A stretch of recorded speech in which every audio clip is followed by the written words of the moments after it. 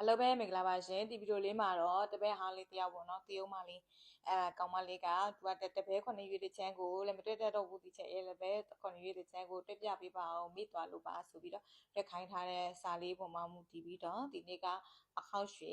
တပည့်9ရွေးတဲ့ချမ်းကိုဘယ်လိုတွေ့ရလဲဆိုတာကိုတွေ့ပေးမှာဖြစ်ပါတယ်ဆိုတော့ဒီနေ့အခောက်ရွှေဈေးက90နဲ့1000ပေါ့နော်တစ်ကျက်စီအပြေပေါက်ဈေးကိုပြောတာဖြစ်ပါတယ်ဒါဆိုတော့9ရွေးတစ်ချမ်းကိုတပည့်9ရွေးတစ်ချမ်းကိုဘယ်လိုတွေ့ရလဲဆိုတာကိုဒီဗီဒီယိုလေးမှာလိုက်ကြည့်ပေးပါရှင်ဆိုတော့အကောင့်တစ်ချက်သားဈေးက90နဲ့1000လို့မဲ့လိုက်မယ်ပေါ့နော်ဘာပဲကြီးမှမပြောထားတဲ့ဒီလေးချိန်ကိုပဲတွေ့ပြပေးပါဆိုလို့ဒီ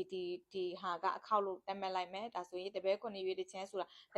ပြောပြချက်က9 point ကိုပြောတာဖြစ်ပါတယ်ဒီ switch စစ်မှာဆိုရင်ကျက်ပဲရွေ point ဆိုပြီးတော့4နေရာပဲရှိတယ်ဒီ4နေရာကိုတည်ရတော့အလုပ်လုပ်လို့ရပြီပေါ့နော်ဒီချမ်းတွေစိတ်တွေမတည်လဲလုပ်လို့ရပါတယ်ရှင်ဒါဆိုရင်တပည့်9ရွေးတစ်ချမ်းကိုတပည့်9ရွေး9 point လို့ယူပြီးတော့9.5ရွေးအစားရှင်းအပေါင်းတပည့်အစား16အပေါင်းကျက်နေရာမှာအစားတိုးပြီးတော့အခောက်တစ်ချက်သားစီ90 1000နဲ့မြလိုက်တဲ့ခါမှာဒီလောက်ရတယ်ပေါ့နော်ဆိုတော့တပည့်တယောက်ကလည်းပြောဖူးတယ်ကယ်ကူလေတာကိုနှိပ်ပြပါတဲ့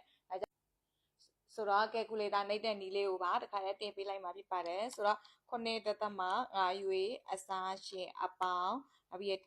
တပည့်နော်အစား16အပေါင်းပြတ်မရှိဆို3ညအမြ90နဲ့1000ဖြစ်ပါတယ်ရှင်ညီမချီကိုနှိပ်လိုက်တယ်ဆိုရင်109တင်း3ည54ရရပေါ့နော်10သိန်း9000 1054ချက်ဖြစ်ပါတယ်ရှင်ကျေးဇူးအများကြီးတင်ပါတယ်